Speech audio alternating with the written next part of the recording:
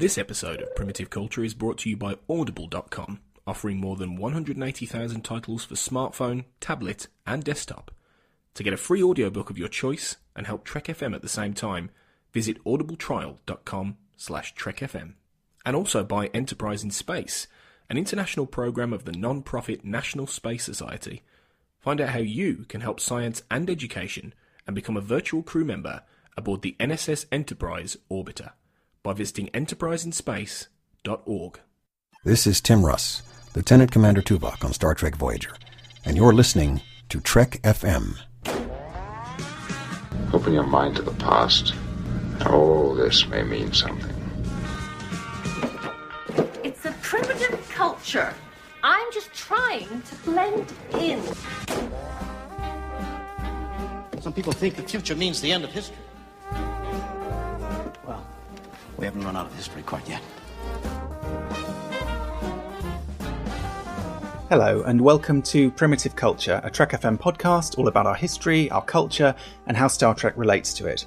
I'm Duncan Barrett, and my regular co-host Tony Black is away at the moment, having a bit of shore leave, so I'm joined this week by friend of the network, Clara Cook. Hi Clara, how are you? I'm good, how are you, Duncan? I'm not too bad. I've just been sort of moving out of my house and kind of trying to set up in a new location while we have some renovations done. So I'm a bit living out of a box and all over the place. But other than that, I'm okay. The reason that we wanted to have Clara on for this episode is basically this episode. A couple of weeks ago, Tony and I did an episode about action heroes, particularly kind of 1980s action heroes, and looking at how that tied into the kind of captains and the kind of heroes that we see in Star Trek. And this episode, in a way, I think is going to be sort of complementary to that, in that what we're looking at in this episode is the idea of epic heroes, of these kind of ancient heroic characters, these heroic archetypes, and the way that they found their way into some of Star Trek stories. And Clara, I think you did a classics degree, is that right? That's sort of your background? Yeah, I did a degree in classical studies. So basically a lot of ancient Rome, ancient Greece, and the ancient world, a lot of mythology, a lot of tragedy, a lot of epic poetry. I did it a long time ago. That's so right. This was actually really fun to prepare for because I got to revisit some of the things that I really enjoyed studying. But yeah, it was a great degree to do. I highly recommend it. I bet. It sounds fascinating. I mean, usually when we do kind of literary topics on primitive culture, they're a little bit more in my... I did an English literature degree, so I can kind of cope with, Dickens or... I'm trying to think what else we've been doing. Well, the Manchurian Candidate, not that we studied that when I was doing my English course, but these kind of texts are definitely going back a little bit into the kind of dim and distant past as far as I'm concerned. But it's been a fascinating experience for me, just sort of getting to know some of these texts. Beowulf I was a bit familiar with, but other than that, not really so much. The first episode that I thought we might look at is the episode Darmok, because in the episode Darmok, obviously, there's this sort of key scene towards the end and really a key moment in that episode where Captain Picard brings up the Epic of Gilgamesh, because he's learned from the Tamarian captain this story of Darmok and Jalad at Tanagra. And then in his kind of way of trying to give something back to him, he decides he'll tell him a story. And the story he decides to tell is the story of Gilgamesh, basically, which is, in fact, I didn't know this until I started researching this week, but is pretty much the oldest story that we have, really, culturally, extant. It's about 1,000 years older than the Iliad, 1,000 odd years older than the Bible. So this is really kind of ancient literature in a sense, and it's kind of interesting that that's what Captain Picard chooses to bring out as this kind of human cultural cachet in a sense, to kind of offer this alien culture. Yeah, so I loved Darmok as an episode. I loved it the first time I watched it as a child, and I love it again as an adult. I think it's an exceptionally well-written episode. I actually liked the fact that Picard brought up Gilgamesh at the end of it. And I do actually, reading some of Gilgamesh, I have to say I didn't manage to get through all of it, but reading some of Gilgamesh for this podcast, I actually have to say I did really enjoy Gilgamesh itself as well. It's very different than other epics that I'd read. And it's got some things that are quite similar to the Bible, but also quite different than the Bible too. So, and also the fact that it was written and composed so many years before almost anything else that I'd ever read about, which is fascinating, really. I don't know. I had conflicting feelings about mixing the two themes. So mixing Gilgamesh and mixing Darmok itself. There are some things that are similar in Darmok, like Picard and the Tamarian captain joining forces, similar to the story of Gilgamesh. And I think Enkidu, is that how you say it? Enkidu? I was going to say Enkidu, but I don't know. I think you're right. I think it is Enkidu, because I have a feeling I read that the pronunciation is the same as Gilgamesh. Enkidu sounds a bit more noble, though. I know, yeah. It sounds more noble than Enkidu, doesn't it? Yeah, oh well. But yeah, so the two of them being enemies and becoming friends and working to get together, especially to defeat monsters and to fight gods. But the Tamarians, I mean, Troy, I think it's Troy that says that the Tamarians have no sort of ego structure to their language. You know, they have no self-identity. They talk in metaphors. They talk in relation to stories of their own culture. That's something that I didn't identify with when it comes to epic heroes. Epic heroes have a very strong ego culture. They have a very strong sense of self and of identity. So I thought that the Tamarians themselves weren't really comparable with the characters in Gilgamesh. Sure. The situation was, perhaps. I think that's the thing. It's the situation. And I suppose because Darmok and Jalad at Tanagra, because the kind of crux of the communication between the two captains rests on Picard recognising this sort of situational similarity, and also the fact that seems to be how their language plays out, is through these kind of situational parallels between different moments. That maybe it makes sense. You can kind of imagine Captain Picard being the well-read captain that he is, that this is the example that sort of springs to mind. But definitely, I mean, I certainly had never read this poem before preparing for this podcast, but I would recommend it. I think it's very interesting. It's quite mad, frankly. It's a lot more sort of weird and kinky and strange than I was expecting. But it's also a lot more beautiful in many ways than I was expecting. It's towards the end of the poem, kind of after the section that Picard talks about, really, it becomes this quite thoughtful meditation on death, and basically Gilgamesh gets to this point where his friend, spoiler alert, although this is in Darmok as well, dies, and he's first of all he's devastated for the loss of his friend, which is sort of what Captain Picard talks about. He says he wept bitter tears, but he is also deeply kind of troubled by it. It makes him face his own mortality, and he rages against his mortality, and he decides that he wants to defeat death, and he goes on this sort of quest by himself, and he goes and finds this special flower, I think it is, that's supposed to give him, eternal life.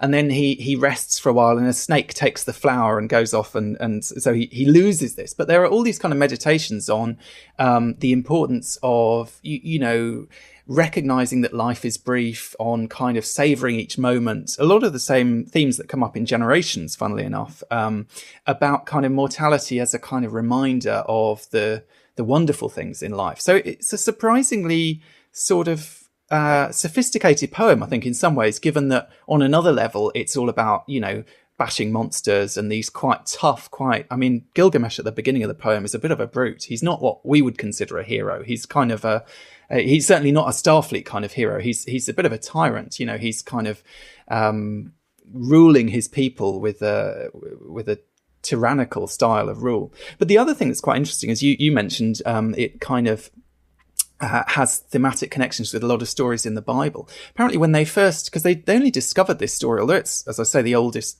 story in literature as far as we know, that we have, it was only translated in the kind of Victorian period. And apparently the man who translated it was so excited when he realized that he worked out what he'd discovered, he threw off all his clothes and ran around the room in his underwear in this kind of mad frenzy. And the reason was because he discovered these biblical stories in this text, which clearly predated the Bible. And from his perspective, as a Victorian Christian and so on, he thought that this proved that the Bible must be true. Obviously, we might say, well, all it proves is that the same stories were going round and round.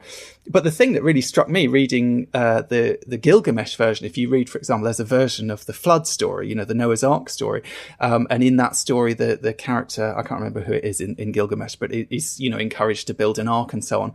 The ark he builds is a cube. He builds a cube-shaped ark. So of course, I was reading this thinking about Star Trek, but it seemed to me it's like here's this kind of cube-shaped vessel, many thousands of years before we encounter the Borg, obviously. So it is a fascinating poem. It's a fascinating story. It's well worth reading, I'd say, if you're interested in something a bit odd. But it also, I think it adds a lot to Darmok. I think partly because Patrick Stewart, the way he tells the story or paraphrases the story, he tells it very beautifully. You get a sense of the kind of the emotional depth of that story somehow, and it certainly adds something to that episode, I suppose, by bringing something of our own, human culture to offer to that alien culture. Yeah. So I mean, there were several things that I would say about this. Is that, well, first of all, I agree with you. The poem is amazing, and I really enjoyed so much of it. And I also was very excited by the fact that it does some of the events in the poem do mirror some of the events in the Bible, but tells them from a completely different point of view. Mm. Also, the one God in the Bible, or in both books of the Bible, is actually quite a different God than the gods in Gilgamesh, and that was something that I'll go on to talk about in a minute. I felt like the Gilgamesh as a story was used as a device by Picard to illustrate a point, basically, to illustrate an idea, the idea of two people who are enemies coming together and working collaboratively. But I think if you look at the qualities of Gilgamesh himself, and you look at the qualities of epic heroes, I would say that they don't actually portray the characters. They don't have as much in common with the characters in Darmok themselves. I think Picard himself, as well as the Tamarian captain, are working together for a greater good. And I think that's something that you don't necessarily find in epic poems or in epic heroes. And I would say you don't actually find that in Gilgamesh as much. I think Gilgamesh himself, though his quest to understand mortality, human mortality, and understand death and life is a very worthy quest. It's very much a personal quest. He loses his friend. He's grief-stricken. It's very much about his grief, himself. And they make it clear very much in the beginning of the poem that he's a terrible, terrible leader. Like you said, he's a tyrant. He's not a communal leader. He's not someone that cares about his community or cares about his people. And at the end, he does go on to be a better leader, to be a great king, through this struggle to discover his morality, discover himself. And that is something I guess you could argue does exist in Star Trek. People gaining a moral truth through some sort of experience. And I think most of the characters at some point will have had some sort of experience like that, especially characters that have a lot to learn in terms of humanity, like Data or Spock. But I think in this particular episode, we've got two very noble captains who are pitted together in a situation where they have to rely on each other. It's a bit of a different kind of story than Gilgamesh itself. I think maybe the writers want to introduce mythology into Star Trek because epic mythology or epic heroes or epic poetry is seen as this high art form, and they want to bring it into Star Trek. And I applaud that, but I think that our Western view, we have to question what our Western view of epic heroes and epic mythology is. You said this was first published and translated in the Victorian era. And I think perhaps maybe the way that we view some of these myths is through a sort of Western cultured Victorian eye. And I question really how the ancient world would have viewed Gilgamesh, how perhaps maybe the actual people living in this civilization would have felt about the poem. One thing I did think that was actually something that can be linked to the episode was that the way the gods are portrayed. So the gods they are not the gods. They're not like the god of the Bible. In fact, they're much more like the gods of ancient Greek epic myth. Yeah, they are a bit like children. They are fickle. They are unkind. They are cruel. But they're also loving and caring, and they bestow great favor on humans. They demand piety and obedience, even unreasonable obedience. but they also can punish just because they feel like it. I don't know. I guess I would say that the gods in Gilgamesh, I felt like they served to remind people. They had a practical knowledge of reminding people that of nature's power and of the world around them, that human beings basically are one aspect of a wider world, that humans have the place in the larger scheme of things.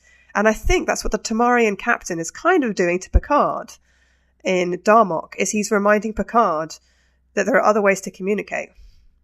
He's reminding Picard that you can't always just think in these literal words, that the way that the Federation or the way that humans communicate. I think very much at the beginning, although obviously Starfleet and the crew of the Enterprise want to communicate with the Tamarians, I was quite surprised watching this again, how quickly they lose patience with the Tamarians. How quickly they don't even try to understand them. They really need like a Uhura on the bridge, because I think she would probably start like, she'd be like, oh, I know what it is, But there's this tendency, I think, in the next generation for the humans or for Starfleet or the Federation to see themselves as like the big players in the universe.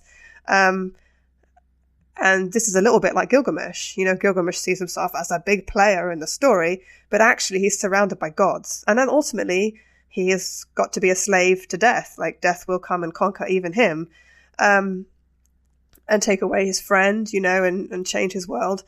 So in a way, I felt like this was a theme that was kind of echoed a little bit in Darmok, whether or not the writers meant for that theme to be there. But that's how I associated it a bit. I thought Picard and the Enterprise crew are being taught a lesson. They're being taught that the way they communicate isn't the only way to communicate, that there is a whole nother society or culture that exists that's just as much a part of the universe as the Federation or as Starfleet, or as humans, for that matter. Well, the Tamarians are kind of, certainly by Star Trek standards, one of the most kind of radically alien species that we see, I think. I mean, not physically, obviously, physically and in terms of their ships and so on, they're quite familiar. They're within the kind of Star Trek mold. But this idea, which, people have debated at length whether this is plausible, if you really had a language based on metaphor and allegory and so on, would you be capable of building a starship? Are these things possible? But certainly, if you kind of suspend your disbelief on that, it is a very it demonstrates, I suppose, the extent to which the way that we communicate affects the way that we interpret the world around us, and the way that we see things through a kind of through our language and through our systems of communication to a certain extent. And and this is a society where there is such a barrier to communication. I mean, I think Darmok is a wonderful episode. It's one of my favourite Star Trek episodes. It's absolutely one of my top Next Generation episodes. I think I mentioned when I was doing the From There to Here rewatch last year for the 50th anniversary, I was working my way through the Next Generation. I posted something on the Babel conference then, actually, because I think I came to watch Darmok. I was watching it early in the morning, and it was the day after the Brexit vote. And it really affected me watching it in that context, because, quite aside from the outcome of that vote, that the campaign that had been fought had been so sort of nasty and unpleasant, and kind of, I don't know, a nasty kind of political campaign in a sense, and everyone out for themselves, and the whole very situation. Divisive. And also the whole situation had come about because, we had a Prime Minister, David Cameron, who'd called this referendum purely out of his own political interests, not out of any kind of greater interest. And everyone, it just felt like it was politicians at their most kind of venal and self-serving at that moment.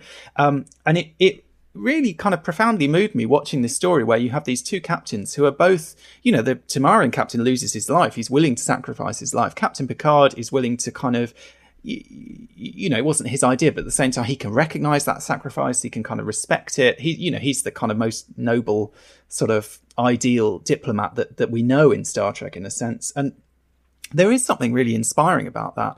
And I suppose it's interesting talking about, what constitutes a hero, what makes a hero, whether Gilgamesh even really is a hero or a sort of anti-hero or what. But, I think the episode Darmok certainly presents heroism as being very much about self-sacrifice, working for the greater good, putting the needs of your society or your culture above your own personal needs. All these things that, as you point out, are sorely lacking in Gilgamesh as a hero, in a sense.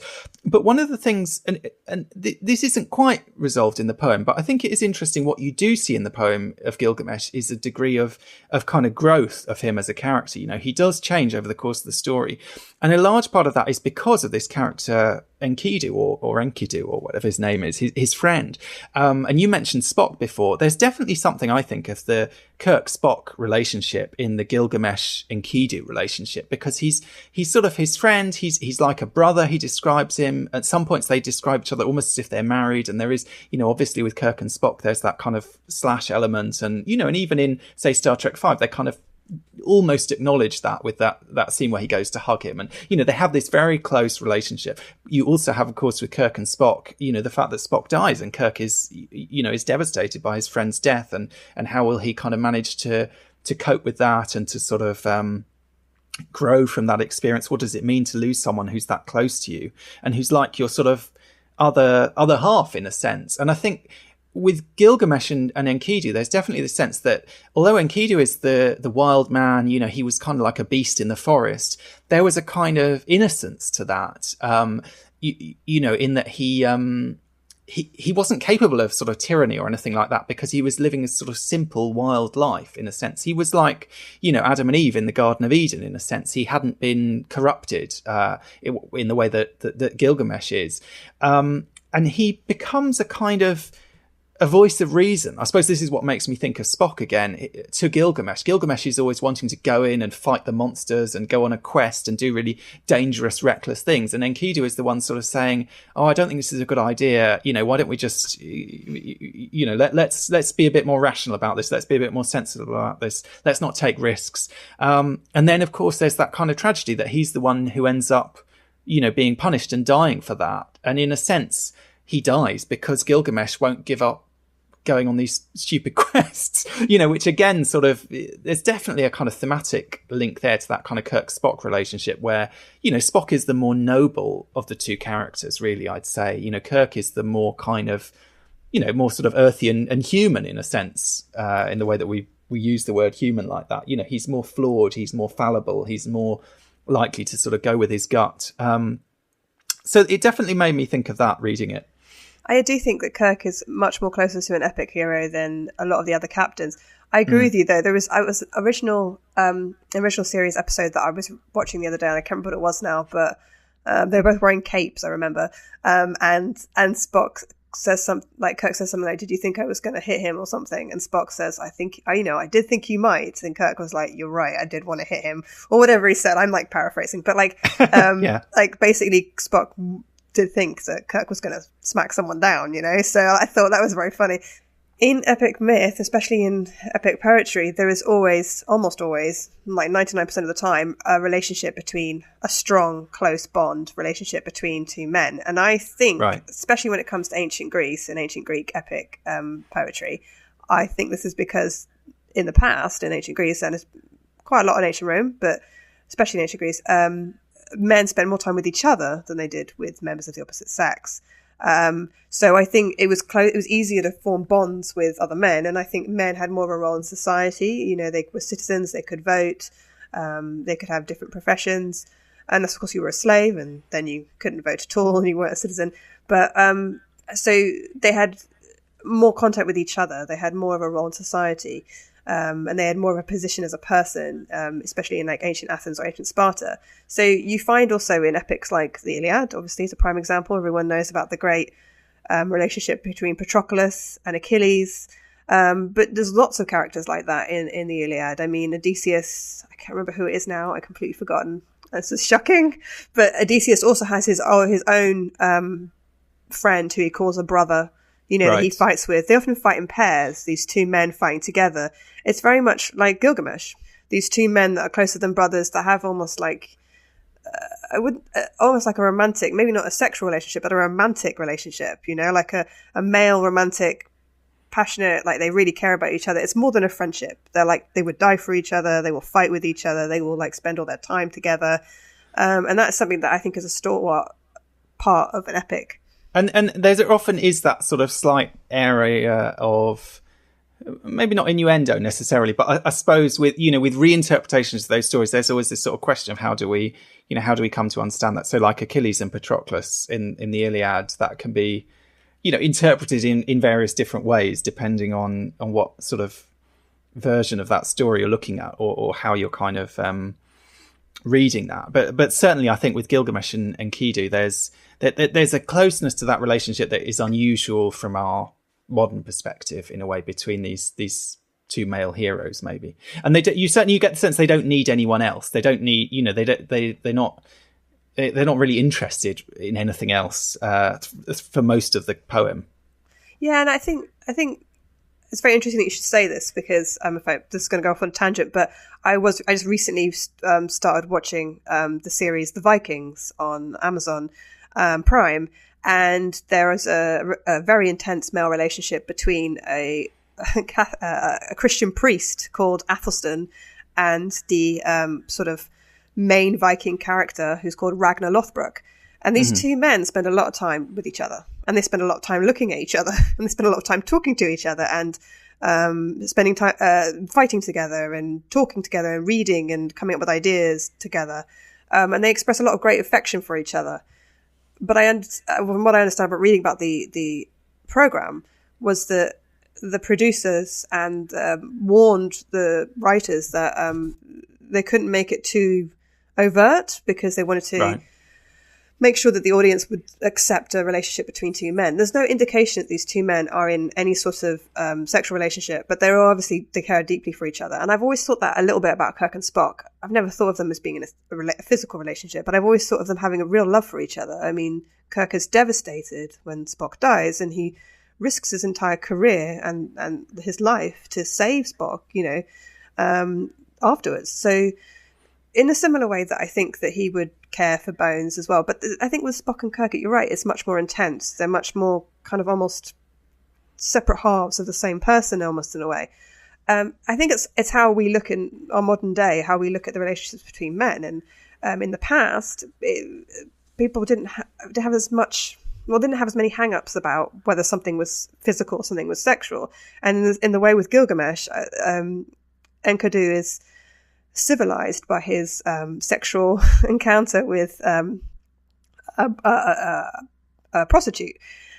She's a prostitute, isn't she? She's like a priestess or a sort priestess. Of. I mean, I think I don't think she gets paid for it. She's a kind of, I mean, I think that's maybe an interesting area of translation to try and work out exactly what she is. But she's a sort of devotee of Ishtar, and Ishtar is Easter, right? It's the same kind of Ishtar is the sort of fertility and all that sort of goddess. Is that right? Yeah, she's like fertility, the goddess of love.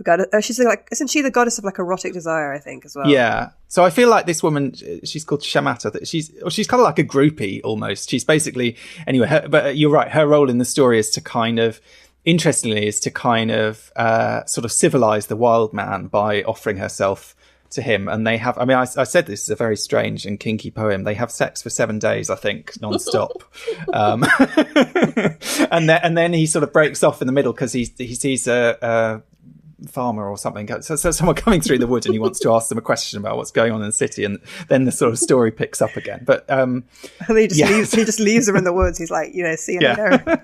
Yeah, exactly. But yeah, the idea that like in that situation, sex is a civilizing force. Sex is something that is revered. It's something that is not to be. It's something that's not people aren't ashamed of. It's not something that I would say that people are scared about talking about. And that was very much the ancient world, what we conceive now to be something that, what we conceive to be homosexuality, or we conceive to be bisexuality. They didn't have the same concept in ancient Greece. Not at all. So Patroclus and Achilles, they could have a physical relationship, they could not have a physical relationship. It was the love between them that mattered, rather than whether or not they were sexual partners. And I think in a way that's a little bit kind of echoed in some of the relationships between the men in Star Trek. Like it's like it's definitely a love, but it seems strange that everyone has to constantly define it all the time, I suppose. But that's the world that we live in now. So, well, you get that in Deep Space Nine as well, don't you? With Bashir and O'Brien, there's this kind of, and again, there's that sort of innuendo, or maybe not innuendo exactly, but there's a kind of running joke almost about, you know, the fact that O'Brien would rather spend time with Bashir than with his wife, and what does that mean? And there's, you know, there's no real suggestion that there's anything going on that we don't see between the two of them, but at the same time, there's this kind of acknowledgement that that relationship is unusually strong, unusually meaningful to them, I suppose, for a relationship between two male friends.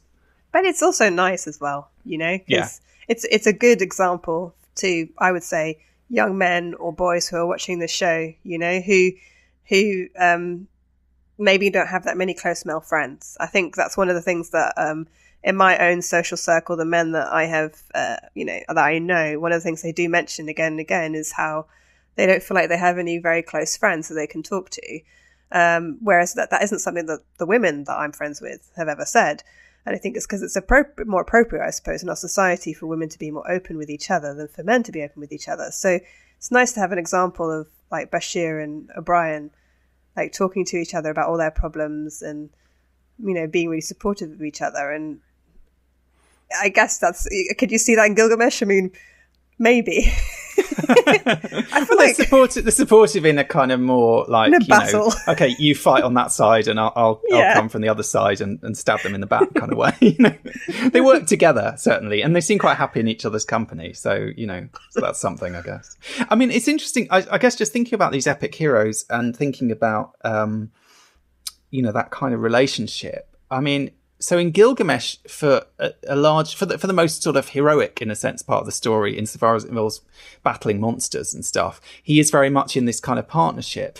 In some ways, maybe though, that's, I don't know. I mean, it's interesting. You know, you said it often in these Greek stories. There's a kind of a sidekick. I suppose you get that with like Batman and Robin or whatever, and you get that in Beowulf as well. But I feel like Beowulf is much more the idea of the kind of lone hero who sort of rides into town and sorts everything out. I mean, I know he comes in the poem with a kind of whole ship full of people, but other than one of them, his friend, who's, what's his name? Wiglaf or Wogliff or something like that. Anyway, he has a friend who kind of plays a supportive kind of sidekick role a bit later on, but for the most of the poem, he's very much he's the man. He's kind of standing alone. He's the hero who goes in on his own and fights the monster and then comes back and tells everyone about it.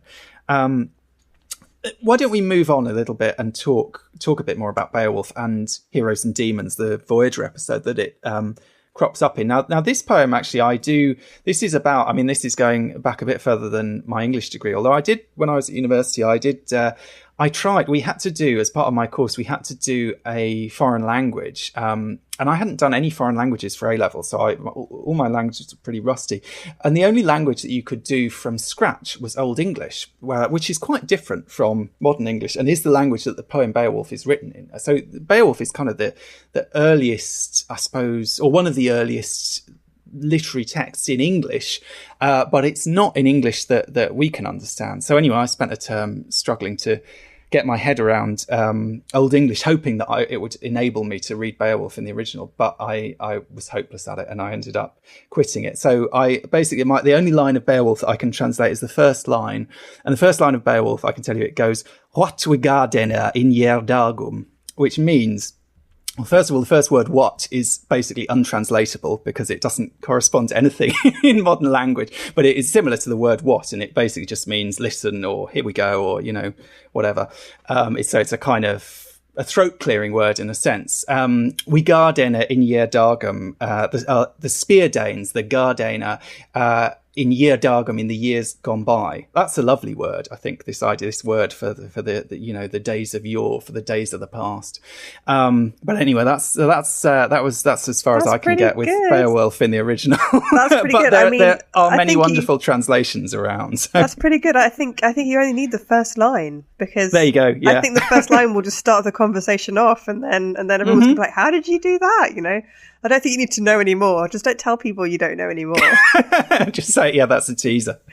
But anyway, so the story of Beowulf basically is very much that kind of traditional hero fighting the monsters. And in this instance, it's a hero coming from the outside and not so much that there is a dragon later on, but, you know, the kind of archetype is the hero comes and slays the dragon. In this instance, it's this monster called Grendel, who is this kind of devil-like creature that's tormenting this community and comes at night and kills people. It's quite sort of graphic and horrific. And obviously we see it in the Voyager episode Heroes and Demons, where Harry Kim is playing this Apollo program, and the monster becomes sort of merged with these photonic beings, I think, and people end up disappearing. So it's a kind of holodeck, peril episode. How do you think this episode sort of compares with Darmok in terms of the way it kind of brings out this idea of heroism and the epic hero, and how it kind of brings in that sort of cultural touchstone in quite a different way?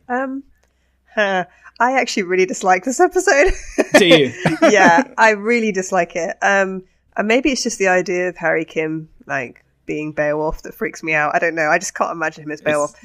Totally implausible. Implausible. No, I dislike it for several reasons. One, I think that it's not a very good representation of Beowulf itself. I just think of Beowulf as a much more frightening, more savage, I don't know, just more dark kind of story than what's in Voyager. I understand that it's Voyager, you know, I have to make it like a PG rating so people can watch it. Yeah. But Grendel, they completely kind of get rid of the sort of complexity that Grendel is Grendel. I mean, Grendel has a mother, right? So yeah. I mean, this is like one of the only times I've ever heard of a monster, a terrifying, scary monster that a hero is supposed to kill and defeat, actually having a mother. Having a mother makes Grendel, I don't know, a little bit more human, more relatable, more relatable. Yeah, just maybe more of a person in my mind than something else like I'm trying to think like the Minotaur or something. You know, some other big monster. There is some interesting aspects that are similar. So one of the big things that Beowulf, character flaw that Beowulf has, is that he's very proud and he likes to boast, and that's definitely like the Doctor in Voyager is definitely somebody who likes to boast. Although with him, I feel it's a little bit more innocent, really, the Doctor boasting. Like it's like he's doing it without thinking. He's kind of unconscious to it, really. Whereas Beowulf, I feel like he's very proud and he's very aware of his achievements and kind of also aware that he's boasting, but he's doing it anyway. There was a very good point in the episode where Chakotay, and I wrote it down, he says, every culture has its demons. They embody the darkest emotions of its people, giving them physical form in heroic literature as a way of explaining those feelings. And I thought that was an interesting idea that the monsters in these epics, or in Beowulf, are an example of the dark feelings or the nightmarish ideas that perhaps maybe that culture had, and they personified it in the character of Grendel. That was a nice idea, although I'm not sure it's necessarily so true. I guess in a way I feel like the Doctor is a very brave character, but I feel like he's almost braver because of his intelligence. Not so. I think putting a sword in the Doctor's hands is a mistake. I feel like, and I feel like that's what they did in this episode. They put a sword in his hands, and they tried to make him an epic hero, you know. And he's a different kind of hero. I think he's definitely heroic, but whether he's heroic in the same sense of like Beowulf or Gilgamesh or, you know, Achilles or even a Viking, a Viking warrior, I don't think it works so well. He's very much a fish out of water, and there's something funny. But they do get comedy out of that. I mean, they do get comedy out of it. Yeah, you're right. And there's a kind of misunderstanding between the. One of the things I quite like about this episode is the way it does. This holonovel plays out very much like a computer game, insofar as you can see the kind of characters. First of all, they sort of repeat these little kind of loops that they're on when each character turns up, but also they, you know, the way that they have to. Because he's in the role of the hero and they have to treat him as a hero, even when he does something quite unheroic or says something quite unheroic, like he talks about curing some virus, they have to kind of respond as implausibly as if they're kind of impressed by it in the way that they would be if he'd said, "Oh, I you know, cut the head off 3 dragons in one swoop" or whatever. I mean, I don't hate this episode. I never particularly loved it. I always I was always slightly puzzled as to why, because I think it always had a bit of a, I don't know if it's a fan favourite exactly, but I think a lot of people have a lot of affection for it. I do think Robert Picardo is funny in it, but I find it a bit silly. I mean, it's certainly not, I mean, it's an unfair comparison comparing it to Darmok, because Darmok is quite a serious episode and a really thoughtful, sophisticated, meaningful episode, whereas this is kind of a bit of fluff. But you're right, the presentation of Beowulf in the episode is a very light, I mean, even just like that forest does not look, I don't know, it's a kind of Star Trek version of it, and it's very kind of had the rough edges smoothed off, which is a shame, because one of the things that's quite nice about these, ancient works of literature, in a sense, is that they are a bit kind of gnarly and a bit kind of strange and rich with, surprising, strange elements somehow. And I guess when you take it to the kind of PG version, you sort of lose something of that. I mean, I think in terms of the Doctor as a hero, I think one of the things that's quite interesting is that Beowulf as a hero, although he's very proud, actually, I mean, to say in Beowulf's defense, there is something a little bit kind of Starfleet about him, in that he is the hero who hears there's a problem somewhere else, decides I'm going to go and help. He travels. I mean, I know he's sort of after glory and so on, but he is also coming to this community and offering himself to do something quite dangerous to help them. So there is something there is an element of something quite noble in that. But I think it's kind of interesting when you look at, like, we're talking with Darmok, what is heroism for Captain Picard? What is heroism for the Tamarian captain, etc.? What is heroism for the Doctor in this episode? Is it ends in this kind of devil in the dark moment, basically, where they realise that actually the alien force that had been thought of as this monster that had kind of taken the role of Grendel in the story, was actually just responding to the fact that they had basically abducted several of its people.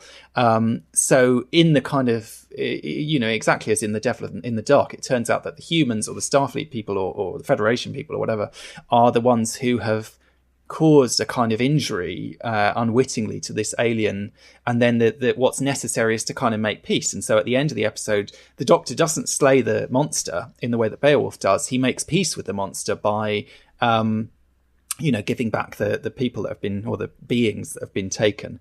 So it's kind of interesting that we that is Starfleet heroism, in a sense, is, coming to a point of understanding. And Janeway talks about this in the episode. She says, this is a great moment, in a sense, because we've transformed our relationship with these beings, and we've kind of done the right thing in the end, and so on. So I suppose it does sort of point up the difference between that kind of, traditional sort of epic hero, and the kind of more modern, well-intentioned, decent Starfleet version, who is thinking of others more than himself. And I suppose it's interesting, when you say Harry Kim as this totally implausible Beowulf character, it is weird. Well, I mean, it makes more sense to me that Tom Paris wants to go and pretend to be Captain Proton. Harry Kim wanting to be Beowulf does seem like he doesn't know himself very well somehow. Do you know what I mean? It's just like, it's the most improbable casting. Unfortunately, we only actually see him doing it for about 2 seconds at the end. I don't know. I think it's problematic using epic myths and epic heroes in Star Trek. And I think that's ultimately what I drew from both these episodes. And I would say from the wider franchise. I think epic myth and epic heroes have a great place in like literary and oral tradition, and I think the stories are rich, they're fascinating, they're exciting, and they do have moral messages. But I'm not sure they have a place in Star Trek in illustrating a moral or didactic point in an episode. I would argue that the epic heroes of Gilgamesh, of Beowulf, of the Iliad, of the Odyssey, the Aeneid, you name it, you go on, actually have more of a place in like the mirror universe of Star Trek than the actual Prime universe. The values and the morality, and this is a good thing. This sounds very negative, but this is a good thing, because Star Trek is a utopian ideal, and so the epic heroes of Gilgamesh or ancient Greece, that's not our future, that's our past. I mean, there's individuals who are out seek glory, who achieve great deeds through physical might and through physical force. They aren't the compromising, negotiating, curious, intelligent people of the future. You know, we're talking about a different world and a different society where resources were scarce, you know, where most conflicts were resolved in some sort of battle, you know, where there were slaves and there were masters and there was massive inequality, compared to the future, which we all hope, well, I don't know if we all hope, but most of us hope will be like Star Trek, where, you know, we'll be exploring the universe to seek out knowledge, you know, and to better ourselves and to build a more cohesive, communal and healthier society. Achilles wasn't trying to build a healthier society. And to a certain extent, Gilgamesh wasn't either. And although Beowulf does try and help a community rid itself of a demon, I agree with you there.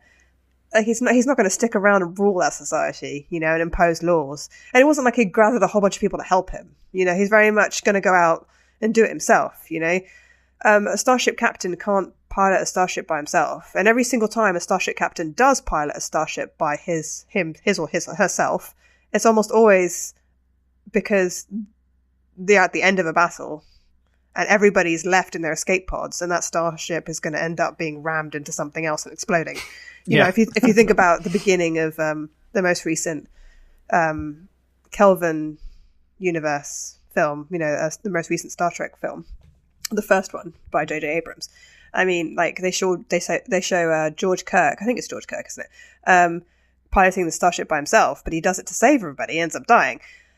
I mean, the closest epic heroes I could think of, Kirk is close in some ways. You know, he's very impulsive. He can get very angry. You know, he does often resolve things through fighting. He's got this close relationship with Spock. But most epic heroes I think I could find in Star Trek were ones that were villains, actually. I think that Khan has a lot in common with someone like Gilgamesh or someone like Agamemnon, you know, from Iliad. I would say some characters maybe in Star Trek have more in common with someone like Odysseus, who uses his cunning and his brains to get by. But even him, you know, he kills a lot of people in the Odyssey. He's ruthless in the Odyssey. In fact, one of the last things he does at the end of the poem is hang a whole bunch of handmaids, you know, serving women, because they were, well, I won't go into it, but because they were doing something that they were disloyal to him. So he hangs a whole bunch of them, and that's kind of how it ends, this happy ending. You know, there is more after that, but you know, it's one of the last things he does. Have you read that Margaret Atwood book, which is a kind of retelling of the Odyssey from Odysseus' wife Penelope's perspective, right? I mean, it's quite interesting. I mean, this is a real digression, but in terms of, because it presents a chorus of the hanged maids, and they offer their perspective on things, and they also sort of torment Odysseus in the afterlife in a way. They're kind of pursuing him, basically shaming him in a sense for doing this. And definitely, you know, from her perspective, I mean, it's kind of a feminist rereading of the Odyssey in a sense, and and the fact that these maids, you know, are hanged kind of unjustifiably really is a big part of that. It also, that book, it's quite interesting because I sort of feel in Star Trek the character who connects the most closely to Odysseus for me is definitely Captain Kirk, because, you know, partly you've got this idea of the kind of ladies' man, and Odysseus, although he's devoted to his wife, seems to spend a lot of his journey home sleeping with various, you know, goddesses or nymphs or whatever they are. You know, he's kind of constantly waylaid by these women who want to sleep with him. He's also very cunning. He's a great bluffer, you know, and Captain Kirk's kind of signature thing is he's brilliant at bluffing. I mean, that's the only way he manages to have a chance with Khan, for example, in the Wrath of Khan, is by bluffing him quite effectively. So he's got that kind of charming, cunning aspect to him that is maybe a little bit like Odysseus. But it's interesting when you said, you said, you know, these epic heroes, they're not what we want. They're not the people of the future in terms of Star Trek. And I think that's true. They're not the human people of the future, but a lot of those qualities that you were describing in these kind of epic heroes, you know, going out seeking glory, trying to win your glory in battle and make a name for yourself. That's the Klingons, basically. The Klingons are the kind of inheritors, in a sense, of that whole kind of heroic, epic code kind of thing. And it's interesting, watching. I was watching the film Troy recently. In preparation for this, and that really kind of beats you over the head with this idea about everyone's trying to make a name for themselves and accumulate glory and accumulate honor so that their name lives on after their death. That's what they keep talking about, is doing these. The reason for doing these things is not even the ostensible reason. Say in the Siege of Troy, there's this ostensible reason that that Paris has stolen Helen and they're going off to avenge this wrong. It's very clear for someone like Achilles that that's not the motivating factor. It's all about this kind of idea of seeking glory and making a name for yourself, in a sense. And that certainly is very different to the way the Federation operate in Star Trek, but it's not different to the way the Klingons operate. I think one of the things that struck me, though, is another Voyager episode, actually, that I was looking at this week, which is the episode Muse, where there's this kind of B'Elanna becomes this muse to this poet in this kind of society. It seems very much to be modelled on kind of ancient Greece, and has this theatre tradition that seems quite similar to the kind of ancient Greek theatre tradition. And he's basically telling Voyager stories that he's gleaned from her logs and from talking to her, and recreating them on the stage for his patron, who's sort of sponsoring his performances.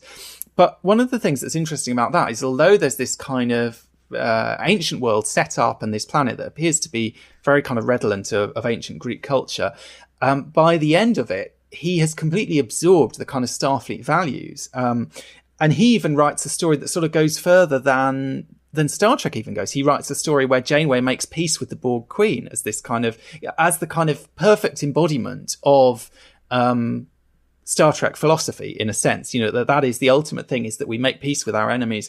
And then at the very end, in pretty much the final scene in his play, he describes Voyager going forward to the gleaming cities of Earth where peace reigns and hatred has no home.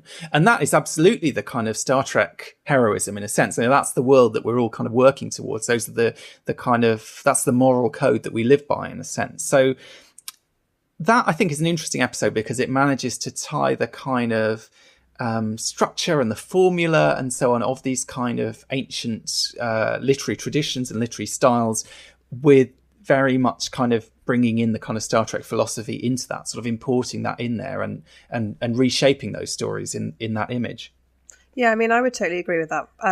Yeah, like you say, it's like taking a Starfleet ideal, a Star Trek philosophy, and sticking it in an ancient context. But I would say actually that it's easier to do that with this kind of setup, partly because by the time plays were being shown in ancient Athens, the plays of like Sophocles or Euripides or Aeschylus, we're talking about a different kind of world than the world that Homer's epics were composed or written in, or even a different kind of world than Gilgamesh. So obviously ancient Athens was still a pretty barbaric place by today's modern standards. There was a huge percentage of people who were slaves, and women had absolutely no rights whatsoever. But there were city-states in Greece. So each city-state had its different rules and different culture and everything. Like Sparta obviously was very different than Athens. But there was a sense of community. There was a sense of duty to the state. There was a sense of being a citizen. I mean, it was very democratic in the sense that everyone who was a citizen got an equal vote, regardless of wealth. There was great oratory happening in terms of politicians giving great speeches. There was lawyers and law courts, and there was... it was quite a different sort of society than the society of what we're talking about, like ancient Mycenae, which would have been like Agamemnon's culture, Agamemnon's society. So a lot of the plays that you read, ancient Greek plays, tragedy and comedy, a lot of them do have a moral story. They don't all end in peace. A lot of them do end in bloodshed, but there's often a story about pride, about hubris, about doing duty to your family, about not being greedy in terms of wealth, by taking care of each other in the community. It's not the same utopian message that you would get in Star Trek, but it's more of a direction, like in that direction. It's more of like a small journey in that direction. Very much like the Iliad and the Odyssey is very different. So the Odyssey is about a hero returning home, about his companions on the journey, most of which end up dead, but we won't go there. And about his society back home. And he's someone who, Odysseus can compromise. He can discuss, he can weasel his way out of situations. He's very clever. The Iliad, which is set before that and was composed before that, is a different kind of story. The Iliad itself isn't a story of Troy. The Iliad itself is a poem about Achilles' anger. The first line of it is like, "Sing, goddess, the anger of Peleus' son Achilles." It's all about his anger, and it's not even set at the end of the war. So I have to say, I was a bit shocked reading the Iliad in preparation for this, that I thought the two things I thought I knew happened in the Iliad were that there was a Trojan horse and that Achilles was going to get shot in his in his foot, and neither of those things happened. So that was a bit of a disappointment. The whole poem is about his anger. It's all about how his anger and his pride leads to the death of many of his companions, many of his own army, his own Greeks, So it's a very different kind of story than the Odyssey. And so then going on forward from that, like the great ancient Greek theatre, the plays, are actually quite different from the Odyssey. You're getting more and more and more towards a civilized society. Not that the people in the Iliad weren't civilized, but you're getting more and more towards a communal, cohesive idea of living. And so I think that actually it works really well in Muse, having a Greek set, like a Greek theatre setting. Mm. Well, it's interesting. I mean, all these stories, to some extent, I think there's an element of, I suppose there are codes that these heroes live by, or there are codes that are violated. So in the Iliad, for example, Achilles, Achilles is somewhat like Gilgamesh. He's sort of almost, kind of in the balance. Is he a hero, or is he is he the monster in the story, or is he the hero in the story? Because as you say, his rage is such that he behaves in kind of unacceptable ways. So for example, when he kills Hector, he doesn't give him the kind of noble respect of a kind of decent burial. He drags him around the city, and this kind of act of, it's seen as a kind of, it's definitely breaking a kind of, a sort of moral code, in a sense, the way that he behaves. And in the end, he relents. But I mean, he's transgressed in a sense. In the Odyssey, again, there's this constant theme of the idea of hospitality, of the way that you treat guests, and of your responsibility as a host and your responsibility as a guest. And it comes up in terms of the suitors back at Odysseus's home, who are kind of abusing the hospitality of his wife by kind of eating him out of house and home, in a sense. But it comes up in other stories, I think, in there as well. For example, the famous story of the Cyclops. There's a kind of element of this idea of the role of the host and the role of the guest, and people kind of violating these kind of mores, in a sense, and the trouble that ensues if they're not followed. I guess in Gilgamesh, there's the sense of the bad tyrant, and that the fact that the tyrant sort of has to be sort of made more civilized, I suppose. It's what we might call civilized behavior, but of course what's civilized varies according to what society we're living in at the time. I mean, one of the things that struck me reading about Beowulf was an area of literature that I've always been very interested in, is kind of medieval romance and medieval sort of Arthurian stories and so on. And there's a big contrast if you think of the hero in Beowulf, who's very much out for himself and out for glory. And then, a few hundred years later, you get into kind of medieval stories, and the kind of Arthurian knights who live by a real code and a real, the kind of the sort of order of the Round Table and the kind of nobility of it. And if you think of, for example, the poem of Gawain and the Green Knight, which is another, epic story written in Middle English. So this is more, even more part of our kind of literary tradition. And also a poem that calls back all the way back to Troy, because the opening of that poem, the opening of Gawain and the Green Knight, I'll give you another first line here, is "Sithen the sedge and the assault was cessed at Troy, after the siege and the assault was finished at Troy." And it goes on, talks about the burg Britoned and burnt to Brondis and Askes, the city burned down. So it talks about the city burning down. And then it talks about Aeneas. And Aeneas, of course, in the Aeneid, which is the kind of Roman epic, is the one who kind of leaves Troy and founds, the sort of Roman Empire, I suppose. That's right, isn't it? He's kind of he's like one of the founders of Rome. Yeah, the sort of origin myth of Rome. And then it goes through, and this is all just in the first stanza, so it goes through talking about Aeneas and Romulus and the founding of Rome, and then it talks about the France, and it says, and over the French flood Felix Brutus on many bocces full broad Britain he setteth with win, where war and wrack and wonder by Scythes haps, I'm reading this, by Scythes haps wont therein, and oft both bliss and blunder, that's easy enough, full skeet have skifted sin. So it's this Arthurian story, but it's very much setting it in terms of what's known as the translatio imperii, the translation of empire, and this idea that over history, the same kind of,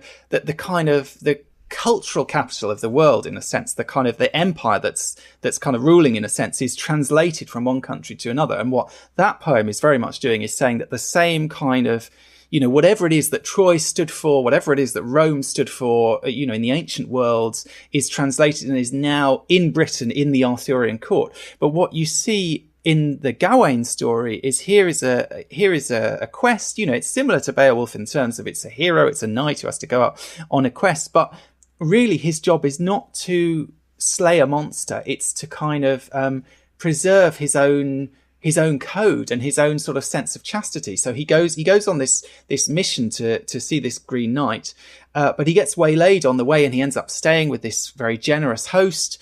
And the host's wife is kind of constantly flirting with him. And it's all about really whether Gawain will give in to temptation and, sleep with the guy's wife or not. And the result of the kind of the end of the trial with the Green Knight is connected, because it turns out that this is all a sort of, in a very Star Trek-y way, is a sort of illusion that's being played out to kind of test him.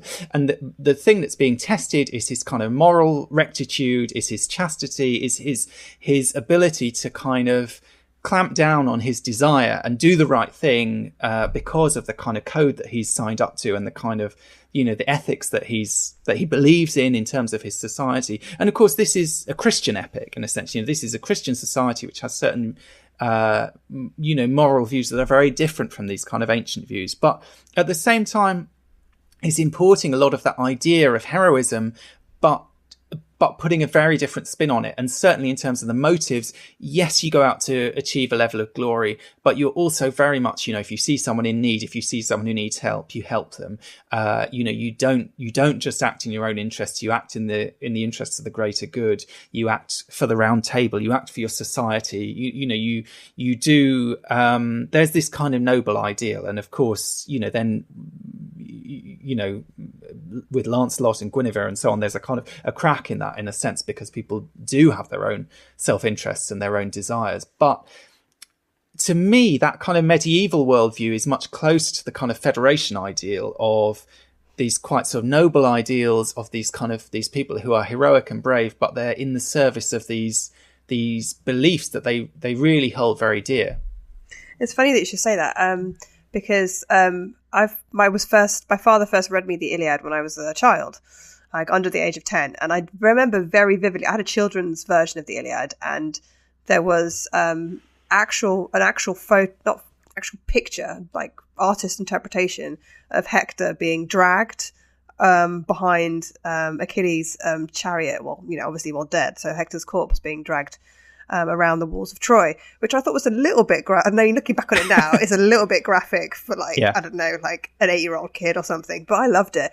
But that was around the same time that I was watching like the original series of Star Trek, because I started out with the original series when I was little, right? And that's when I was also starting to watch, obviously this was many years after it was first broadcast, because I'm not a baby boomer, that wasn't I mean, actually you'd have to be a bit younger than a baby boomer, but anyway, I'm not that old, but I remember then also watching some of the movies, and I was around the same time that I was reading the Iliad with my dad that I watched Spock, sacrifice himself in the Wrath of Khan, and I was like completely confused by these two conflicting ideas of what it meant to be heroic, because I always liked Achilles the most. Achilles was my favorite, when I was a kid, because he's sort of the hero of the Iliad. He's the main character, and then years later when I was in high school. And I did actually study Sir Gawain and the Green Knight as part of my A-levels, which is this, like, for the American listeners, this is like high school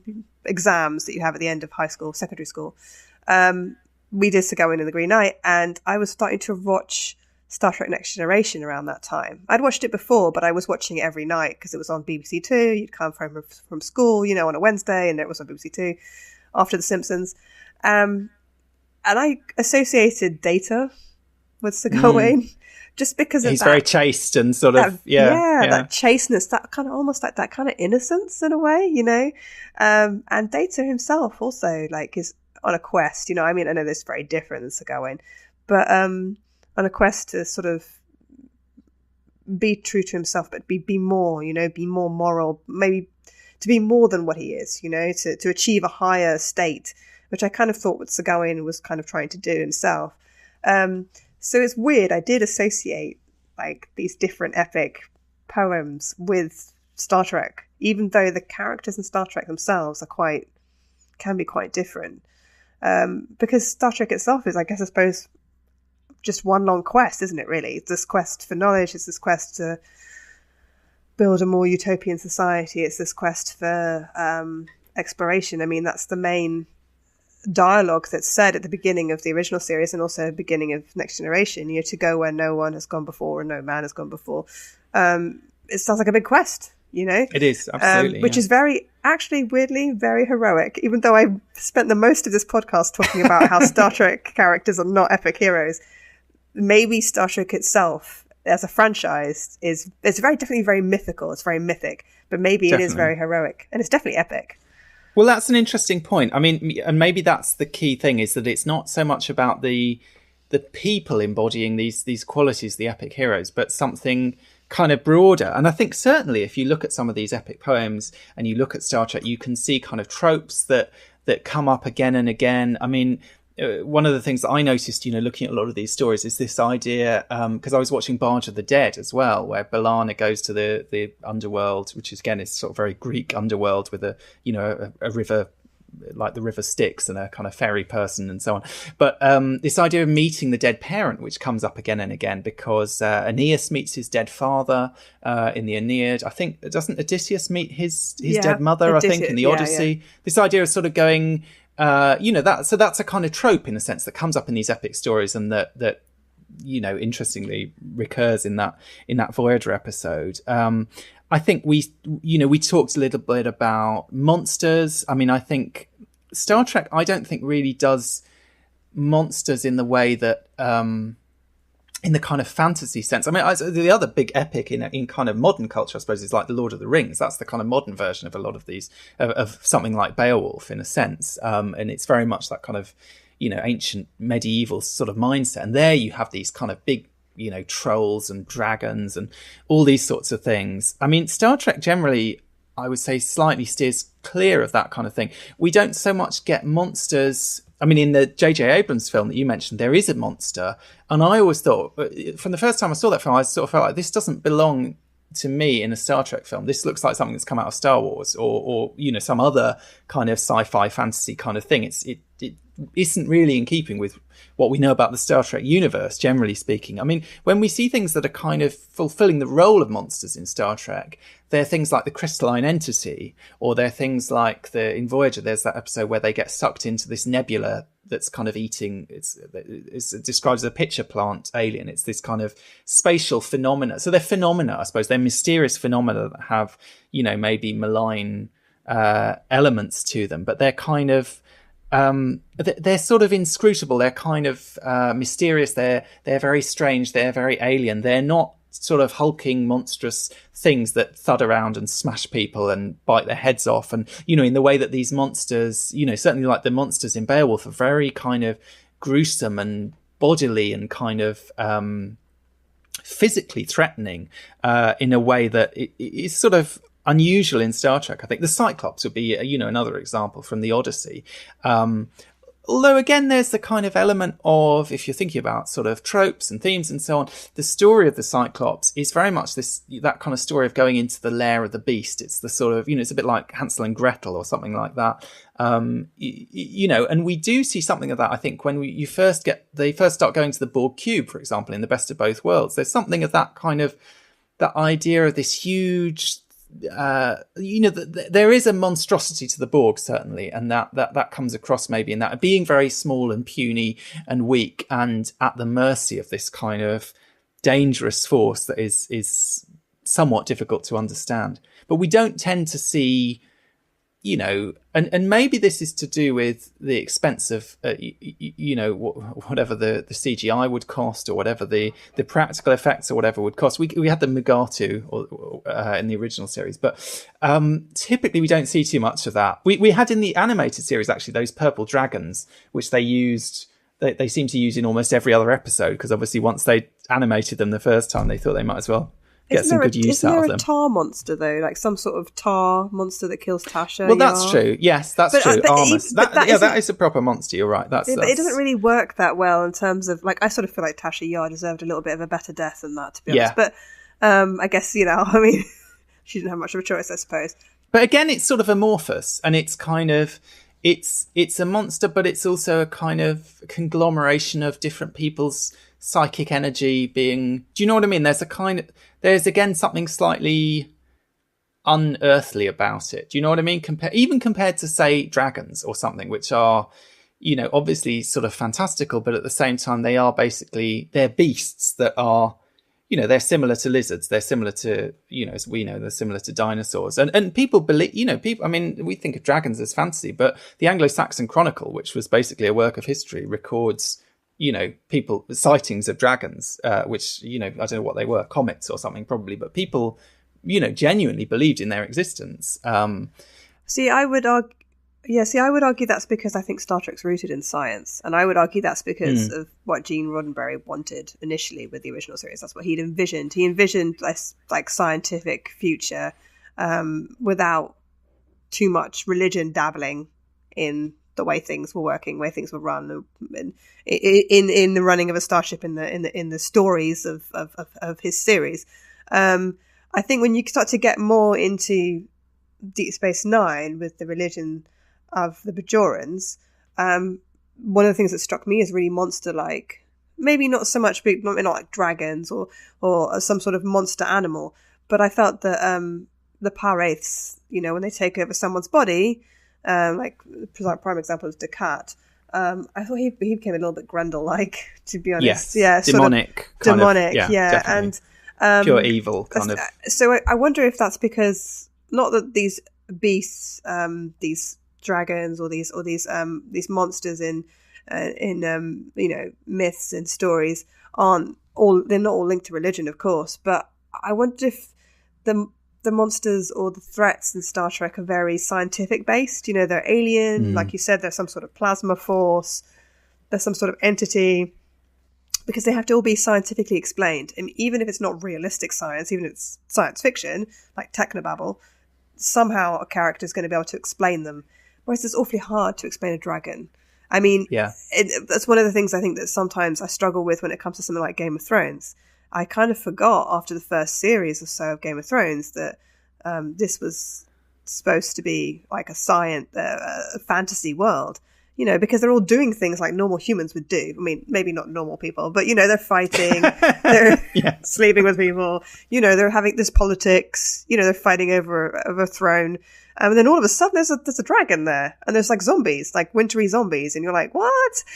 So I think a dragon I agree with you, a dragon in a Star Trek universe wouldn't work. I mean, that's the whole point of science fiction, right? Which is, I mean, to a certain extent, you can have insane, weird, interesting things, but it's got to make narrative sense in that world. So there's no Enterprise up there right now, in space right now, in our world at the moment, there is no Starship Enterprise. So we know it's not real. We know it's it's fiction, but the writers are so good at creating this in-depth, detailed, fictional world that everything that happens in that world makes like scientific and logistical sense, if you see what I'm saying.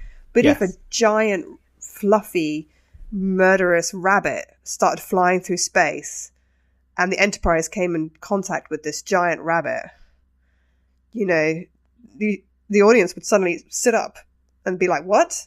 and they'd be jolted out of the universe. You know, they'd be jolted out of the story, because they would say that doesn't make sense, because no one in Star Trek's ever talked about flying giant murderous rabbits in space.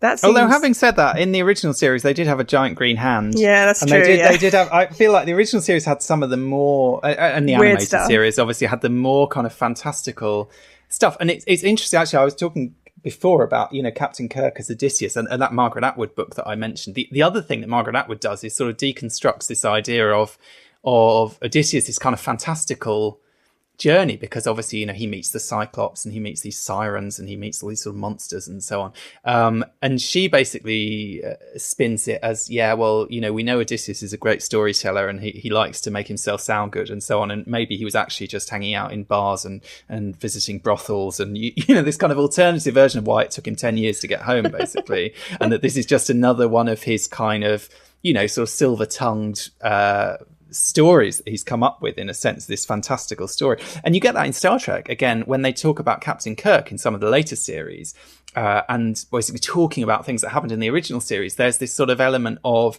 well, yeah, we've read those logs, you know, we know what he says happened, but, you know, is that really plausible? So there's that kind of recognition that Star Trek itself kind of shifted into a more scientific, I mean, if you think of like the level of technobabble and so on, more scientific, more kind of technical in Next Gen and Voyager particularly. Maybe Deep Space Nine is a bit of an aberration in some ways. I mean, you talked about the Par-Wraiths. Definitely the Par-Wraiths and the kind of demonic side of that is a bit of a new territory, I think, for Star Trek.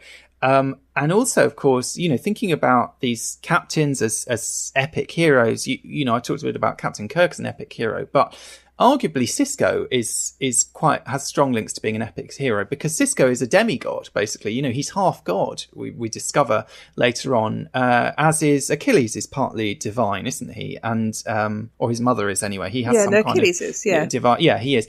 And so is Gilgamesh. Gilgamesh is partly you know, divine as well. I think he's described as either one third human and 2 parts god, or 2 parts whatever. Anyway, and there's also that element. I mean, with those epic heroes, Gilgamesh and Enkidu are both described as unnaturally large. You know, there's this kind of, even just on a physical level, they're not like ordinary people. And Achilles has kind of skills that seem to go beyond what any ordinary person could possess. Odysseus maybe is a bit different. Odysseus feels like a very, you know, more modern, kind of more sort of human.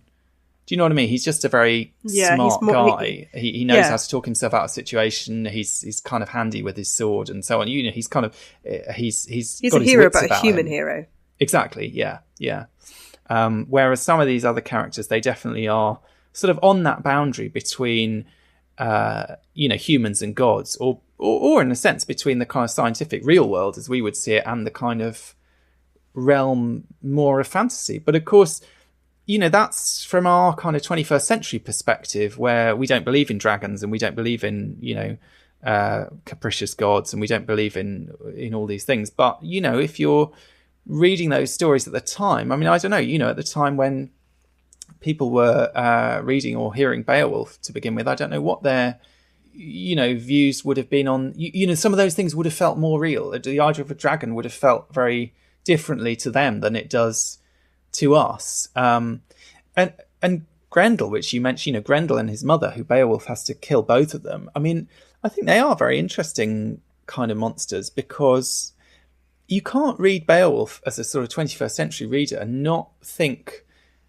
what Chakotay says in that Voyager episode, which is this represents something. And it's maybe not, you know, I was sort of trying to puzzle out what exactly does this monster represent, but it feels so loaded with meaning in that story that you kind of feel it's more than just a story about a monster. It's more than just some random monster. There is something kind of going on there, whether consciously or not, on the part of the person who wrote that poem. But, you know, what do these things mean? Not just literally, but I suppose that's the thing, is that they mean things literally that are different to what they mean to us, because their literal understanding of the world at those times might be different. But there is also that level of kind of symbolism and deeper meaning and kind of allegorical meaning and metaphorical meaning, and that must be there to some extent. It's not like that's just a later invention. It doesn't have any role to play in the original.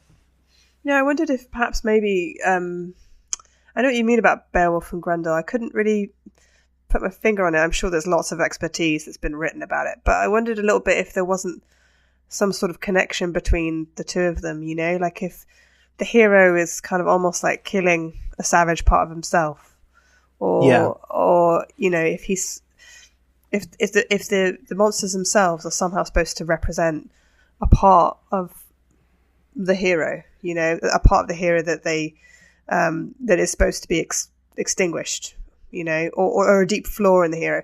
It just feels like Grendel and Beowulf are kind of weirdly. It's like they're sort of fated to have this conflict with each other. Yeah, you know what I mean, it wouldn't have worked with some other monster. Like I don't think it would have worked with some sort of mythic beast that didn't have like a complex personality. And it carries a lot more weight somehow. In the story of Beowulf, he kills 3 monsters, but that's the one that everyone remembers. That's the one that makes it into the Voyager story. That's the one that's kind of, is seen as sort of key to that story somehow. I agree with you. I mean, it's interesting, and I think from a modern perspective, people can't resist the temptation to kind of make sense of it. So if you look at the film that was made of Beowulf a few years ago, in that it's very much, first of all, it seems to be this sort of vague sense that the monster is that the king Hrothgar has kind of brought this on his people somehow, and that somehow he's responsible for it. In the end, it turns out he's very literally responsible for it, because in that version of the story, it turns out that Grendel is the king's sort of bastard son, and that he's had him with Grendel's mother, and so that's the whole sort of and then it goes into this whole thing where Beowulf ends up doing something similar and creating a new monster, and so it's this kind of, but I suppose that in a sense is sort of literalizing something that can exist on a more metaphorical level. That it is, I suppose it's, Freud talks about the return of the repressed. There is something about that monster that seems to be, because it comes in the middle of the night, because it's so brutal and savage and cruel, but at the same time, it's not entirely unhuman. Do you know what I mean? It's not entirely alien. It's not some weird light force. It's not a dragon. It is recognizably a sort of monstrous version of a human being somehow. That it certainly feels like it's very laden with meaning in that poem. And I think that's one of the things, as you pointed out, that is lacking in the Voyager episode in Heroes and Demons, is that, because of this desire to marry these two stories, the story about the photonic beings and so on, the kind of real world story with the holodeck story, in a sense, it loses one of the most interesting elements of the Beowulf story, is what is this very vivid, very interesting monster. I wonder a little bit if perhaps maybe, like you were saying, Grendel's kind of a very human monster. I wonder if a little bit that wouldn't work so well in Star Trek, because I feel very much in Star Trek, the franchise is a very human franchise. So obviously there are aliens in Star Trek, but it's very much a human story. Like I feel like the series explore what it means to be human. The pursuit of trying to be human, like a Data trying to be human. I know Spock's trying to hide his humanity, but he's trying to achieve equilibrium with it as well. So often you're right that the threats aren't very human. They aren't like the sort of ugly sides. Of humanity. I suppose in some cases, like in some episodes, like I think it's Turnabout Intruder, maybe, where is it Turnabout Intruder where? Or maybe it's not. One of the episodes where Kirk gets sort of split by the transporter. Oh, the enemy within. That's it. Turnabout Intruder, he ends up being possessed by a woman, right? Like a vengeful woman.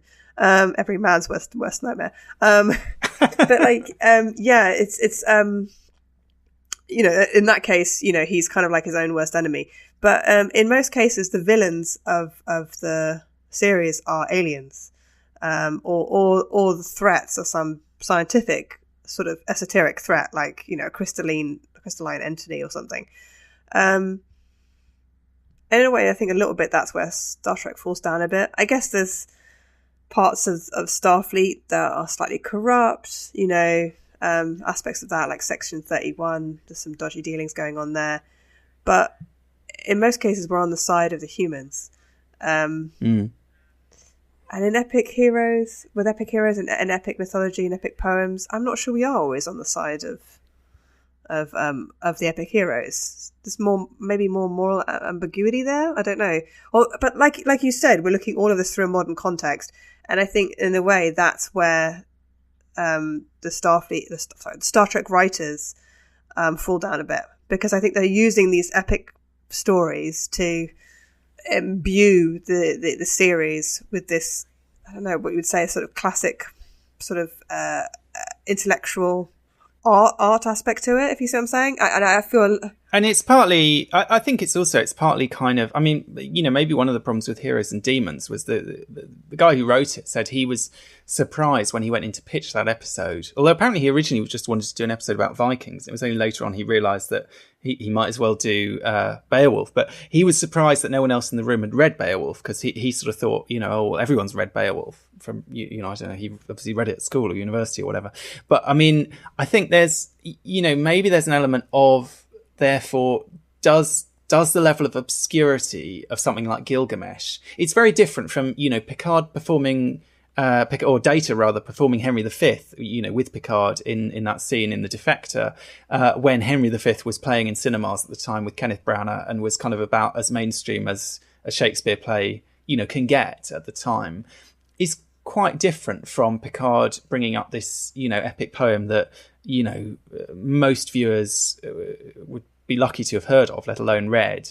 But obviously, you know, he's this kind of enlightened man of books and so on, and you know, is very well read and very well informed and so on. And is there a danger of, I suppose the question is, you know, Trek kind of veers between, I mean, the Next Gen is probably the most highbrow of the series, and then by the time you get to Voyager, it's all about kind of B movies and kind of you sort of schlock entertainment, in a sense, is the kind of cultural touchstone a lot of the time in later Voyager anyway. And in Enterprise, again, it's all about these kind of slightly ropey horror movies and things. It seems to be what they watch on their movie night. So there's definitely a sense that at some point that kind of highbrow peak of Next Gen starts to slide a bit culturally. Do you know what I mean? And Star Trek's kind of cultural reference points get less and less highbrow. And I wonder whether Heroes and Demons and the fact that there was this kind of issue for the writer over, he thought he was writing about something that was a kind of cultural touchstone in the way that Shakespeare or Sherlock Holmes or whatever is, and actually turned out to be much more obscure than he thought. It, you know, kind of plays into that somehow, into that kind of, where does Star Trek sort of pitch its cultural moorings from our own real world culture? Well, you know, what's going to be useful and what isn't. On the other hand, it just occurred to me, you know, Janeway is constantly reading Dante, so I feel like that slightly undermines what I've been saying. But at the same time, she can do that because she's the captain. Anyone else is down on the holodeck, kind of mucking around in, you know, maybe she's the Captain intellectual captain leading like a ship full of like she's the intellectual snobby captain leading a ship full of people who have like no interest in any intellectual literature or you know. Although in a way that's Captain Picard and Riker as well, isn't it? Because, you know, you have that scene in First Contact where Riker, and you quite often have Riker sort of walking in on Captain Picard and trying to get involved in his, you know, oh, what are you reading? What are you listening to? And you can see he's just like, yeah, this means nothing to like, me. Oh, okay, whatever. Anyway, onto the business of the ships. Yeah, exactly. I think it's interesting what you say, because I think that there's very little sort of examples of how people so far in the future would view the literature of like the very far back, very far past. So, for instance, Henry V is closer to us in history than Gilgamesh is, right? It's interesting you should say Gilgamesh is so weird, right? And part of it, I think, is because it is kind of weird, but also part of it is because we're reading it, you know, in 2017. I just wonder what somebody in, you know, 2517 is going to think of it. And there's no indication that Picard reading, you know, I don't know, the Odyssey or something is finding it difficult, because he's in a completely different social, cultural situation. I mean, it's quite possible that Janeway reading a book that was published today, you know, I mean, or them watching a James Bond film or something, they might be like, what is this? Because it wouldn't fit in with the cultural influence of Starfleet or the different sort of moralities of the Federation. I'm just thinking an example of something that might be strange would be watching a movie like The Wolf of Wall Street, where they don't have a real sense of money in the Federation or in the future. I mean, I know there's a Ferengi and everything, but because the replicators have pretty much killed a competitive economy because you can replicate whatever you want. So capitalism is either dead or not, kind of existing in very small little pockets throughout the universe. So they watch The Wolf of Wall Street and be like, what is this? Who are these people and why are they doing all of this? I wonder a little bit if they wouldn't have the same sort of feeling when reading an epic poem. I mean, we can read the Iliad or the Odyssey now and be like, what? Because it's so far removed from our culture. And I wonder if it's going to be even far further. Well, I say it's going to be like Picard's going to be a real person who's going to be born in the future. Obviously this is all a fictional universe. But if there was something like that, I mean, why wouldn't Janeway be confused by Dante's Inferno? Yeah. Well, they've obviously, we know they learn Latin at Starfleet Academy, so maybe they do some intensive kind of literature courses as well. But I mean, it's interesting when you're thinking of Darmok. Obviously, Picard doesn't pull out any of the weird stuff in Gilgamesh. He pulls out the element that is totally relatable and that anyone can connect to. Do you know what I mean? These two guys, they start as enemies, they become friends, they work together. One of them dies, the other one's heartbroken. I mean, he pulls out the most kind of universal elements of that story. It's kind of picking and choosing and doesn't mention any of the really weird stuff that goes on around that. And I think one of the things that we see in Star Trek is that when they engage with these kind of cultural forms, if you think about like Tom Paris and Captain Proton or any of the kind of holonovels that they play, there's always this kind of gap between the one who's passionate about the history. So say Paris is passionate about 20th century Earth history and can kind of basically take it on its own terms and view that or read that or experience that notionally as the person would have done originally. And they kind of talk about this. I mean, in that episode where he makes in the holodeck an old 3D, black and white 3D horror movie, and they're kind of joking about the fact that this is a 3-dimensional recreation of a movie theater which is going to screen a 2-dimensional image that's meant to represent 3 dimensions through these special lenses and so on. There's this kind of element of like, is it possible to take this on its own terms as an experience or as a piece of culture or as a piece of literature or whatever it is? Or is it necessarily filtered through that kind of all the disjuncts and all the kind of, like I said before, the kind of gnarly, sticky points, all the things that jump out at you and you think, wow, that's really weird. Do they really think that? And it's kind of the impression that we're given is that if the people are passionate enough about something, whether that's Paris with his, Captain Proton stuff or Janeway with her Dante or whatever, they can kind of totally meet it on its own terms. And there's none of that there are none of those barriers to understanding. There are none of those kind of problems. And it does sometimes seem a bit strange. And I think sometimes you do sort of question, why are they playing out these stories? I mean, why? Oh, you can just about understand Harry Kim wants to be Beowulf because he'd like to think of himself as this kind of tough guy hero, which he clearly isn't.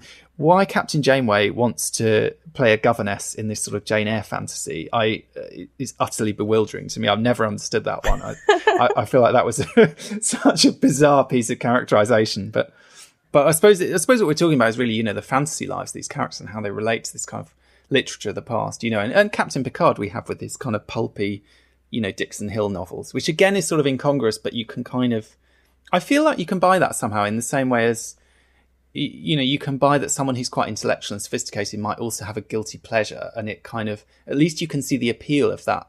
You can see the appeal of that pleasure as kind of trash, that it's kind of fun and it's a release for him. But I don't know, I think some examples Star Trek matches these things up better than others. But if we didn't have Picard as this kind of intellectual captain, this well-read captain, we wouldn't get the introduction of something like Gilgamesh. We wouldn't have got perhaps as much Shakespeare as we did in Next Generation.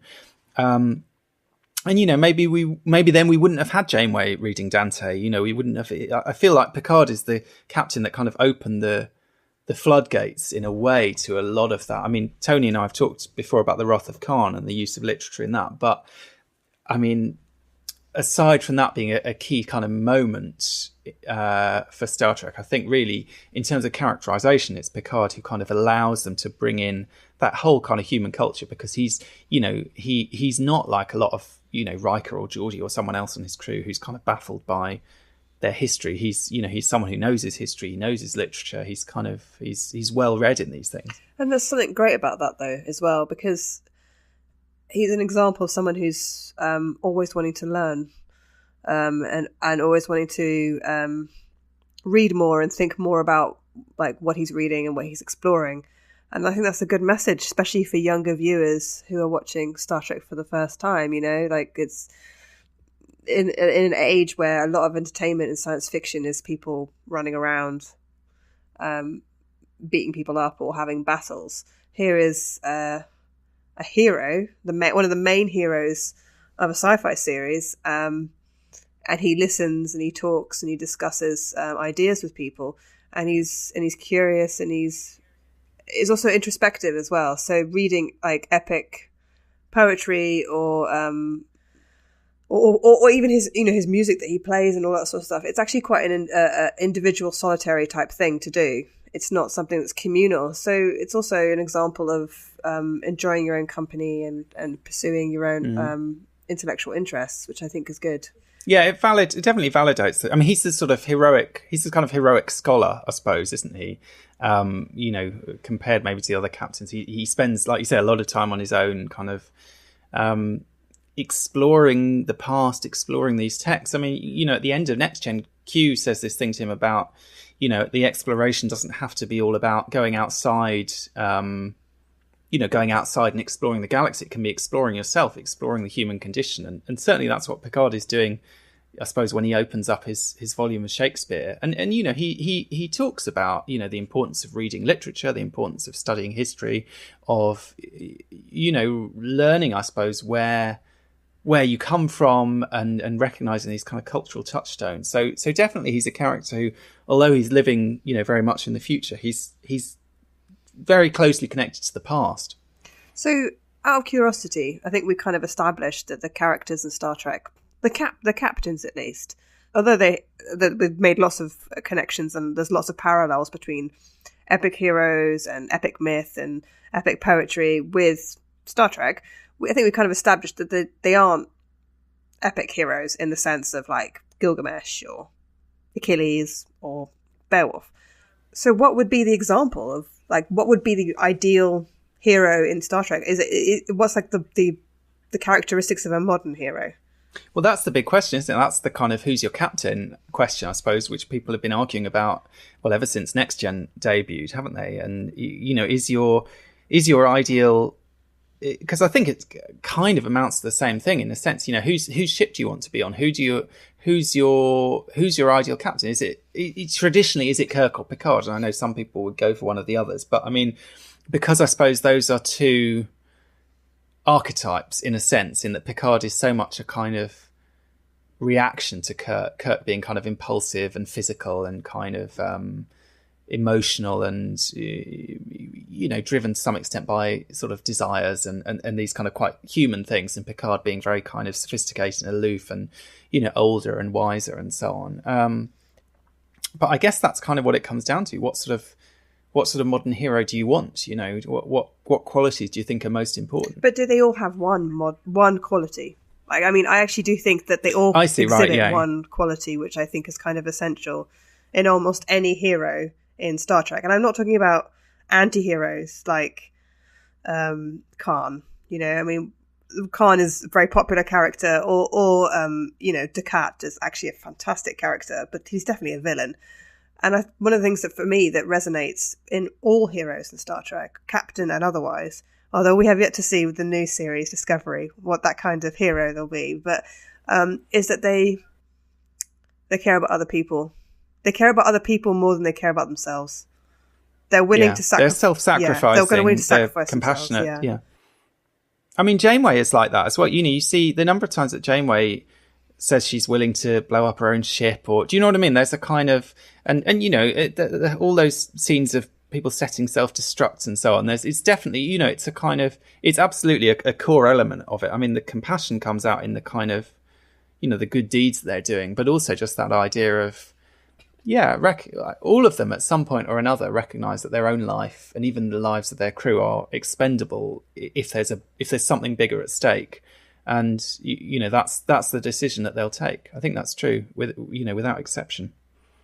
And I think in today's world, that is, in our world today, I think we emulate lots of different people are praised and put on pedestals. I think we emulate a lot of people for a lot of reasons, whether or not they're wealthy, whether or not they're very attractive, whether or not they have a really successful career, whether they're brilliant sports or whatever. But the true heroes, the heroes I think that people really do look up to, those very important figures in history. And I mean good important figures in history. I don't mean terrible figures who've perpetrated some horrific war or massacre. I mean, like, those really amazing people that you look up to, the people that win, like, Nobel Peace Prizes and stuff, often are people who are trying to work for the greater good. And I think that's one of the things that I would say almost any hero in Star Trek, because there's certain things that Riker does that's heroic. It doesn't have to be a captain. Kira's heroic at times. You could almost name any of them, but whenever they are heroic, they're very often sacrificing their own sense of self. They're like putting their egos aside and they're thinking about other people. And sometimes the heroic deeds are quite small. They're not even as big as blowing up your own ship or giving up something massive, giving up your life, giving up your career or whatever for somebody else or for other people. Sometimes they're quite small. Like when I was watching a recent episode of Deep Space Nine, there's an episode where Kira's sort of, she's friends with a much older Cardassian, who plays like sort of a surrogate father. And she finds out that he was involved in I think it's a massacre or he was involved in organizing some military operation during the war.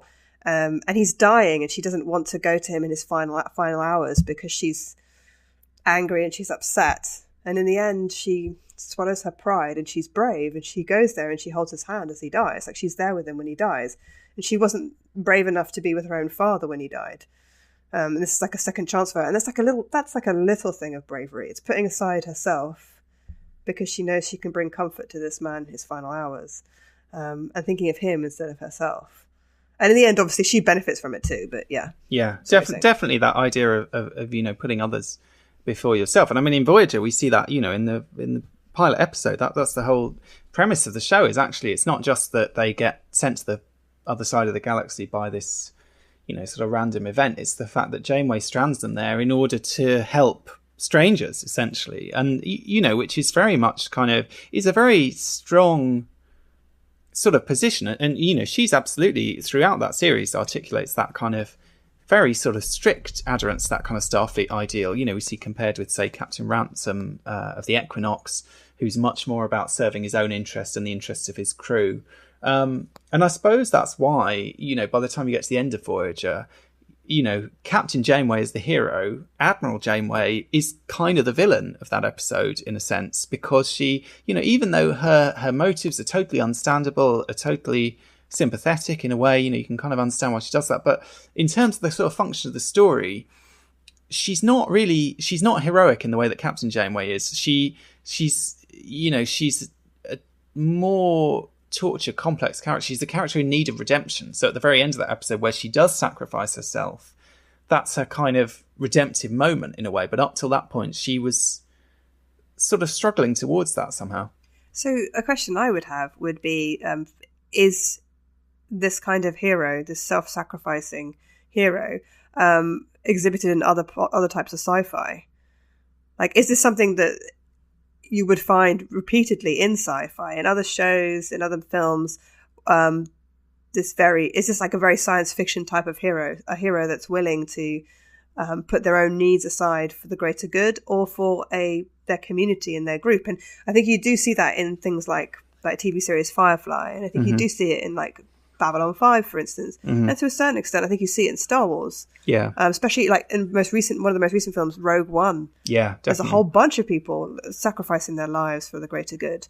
It's interesting. Rogue One has a sort of real like war film I mean, I was just thinking, so the Second World War, I feel like we associate that in some ways with the Second World War. This idea of sort of something bigger than yourself, of a kind of noble fight, of something that might be worth sacrificing yourself for. Do you know what I mean? That there's kind of, if the stakes are high enough, if enough is at threat somehow. But I suppose one of the things that's interesting about these Star Trek captains is that defining those stakes is sort of a matter of perspective. So as a viewer, often it might be hard for us to engage to the same extent that they do with how serious the stakes are for some alien culture that we've only met 10 minutes before. Do you know what I mean? But the extent to which, for example, there's a Voyager episode where Janeway's willing to destroy Voyager because of the marquee weapon that's going to hit a planet and kill lots of people. Something like that is a very noble gesture, basically saying this, it's not even really her responsibility, this thing, but she's basically willing to sacrifice herself and her ship to help these people who, again, she doesn't, know from Adam pretty much. And I think certainly they take it to an unusual extent, really. And we see that even in the original series, in the Corbin maneuver, that kind of compassion that Kirk shows to the enemy, which sort of surprises people even on his own ship, that he's willing to kind of be antagonistic, nearly all the way through the episode, and at the very end, and again we see with the Gorn in Arena, I suppose, at the very end say, look, I'm not gonna behave in that way. I'm going to show compassion. I'm going to sort of turn the other cheek. I'm going to do the right thing. Yeah, and that's something you don't get to see. You don't see in the villains, and the villains are very self-absorbed. The villains, they have very strong egos. And I sort of feel that's more of an epic hero sort of personality. These strong egos, these pursuits of glory, these or pursuits of revenge, this intense anger, this unwillingness to compromise. That's very Achilles. That's very Agamemnon. Definitely. Maybe not so much Gilgamesh after he's been civilized by his friend, but it's definitely Gilgamesh in the beginning of the poem. So. It's just funny to think that these heroes that were so revered in the past now have more in common with what we would consider villains today. It just shows how different our societies are. Definitely. And how much human civilization has kind of progressed. Not that I'm trying to badmouth ancient Greeks or ancient Mesopotamians, but they had different priorities, a different kind of world. And also you have to remember, in the past, people had much shorter lives. It's much easier to go out and seek glory and be selfish when you're only going to live to be 33. And presumably in Starfleet and Star Trek or in the Federation, you're going to end up with an incredibly long lifespan. So you might as well think about the greater good. You might as well think about the future. You might as well try and get along with everybody while you can. I think the heroes of Star Trek are definitely more communal, more modern, and less egotistical. Brilliant. So it's been fun talking about epic heroes in Star Trek and some epic villains maybe as well. But Clara, why don't you let our listeners know where they can find you online if they want to continue the conversation? So you can find me on Twitter at Clara Jean MC. So that's at Clara Jean MC. Brilliant. Well, thank you so much for joining me. It's been a really interesting conversation. It's been epic. But talking about epic heroes is not the only thing we've been doing on Trek FM this week. So here's a listen to some of the other things you might have missed out on the network. Previously on Trek.fm, Earl Grey. Is there anything else we need to add, or do we think that's the... Are we going to cure Riker, or? Oh shoot! I forgot about Riker. Yeah, sure, fine. We'll keep him around. Yeah, we've cured Riker, and then for me, this would or not. Meta Treks. Troy's quarters, Data's quarters. They're very Spartan. They're very Spartan. In fact, Data's girlfriend even says they're Spartan. Right? Yes. And so what does she do? She brings him stuff. A trinket to fill it up. to fill it up. Warp 5. And this reminds me so much of The Cage. So much of The Cage. See, I think of... you think of The Cage too, but I also think of what's his name?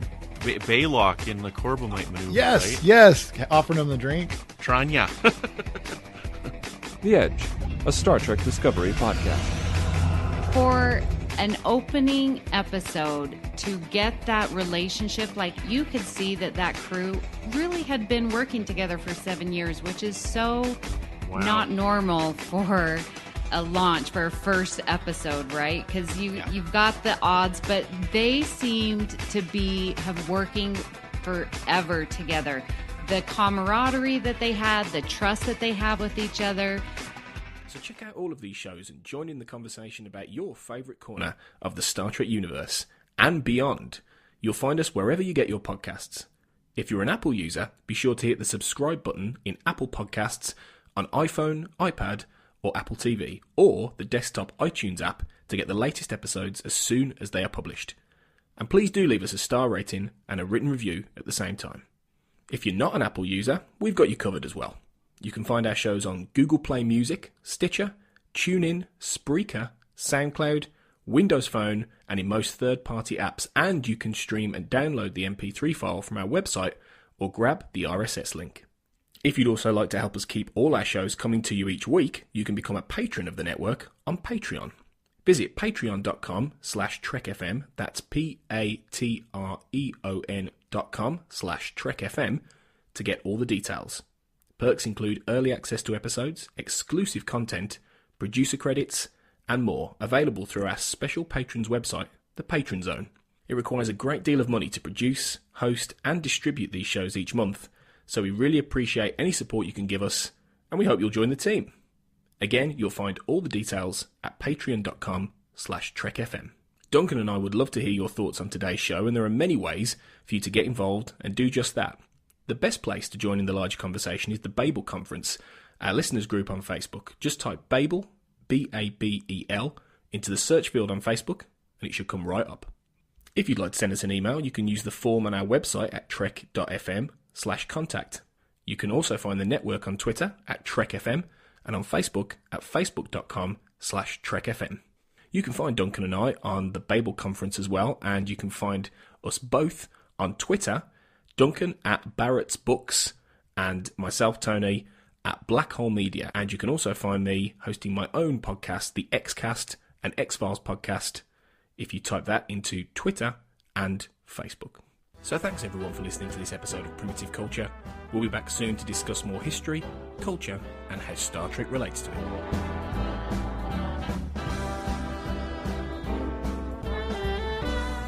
You're blended, all right.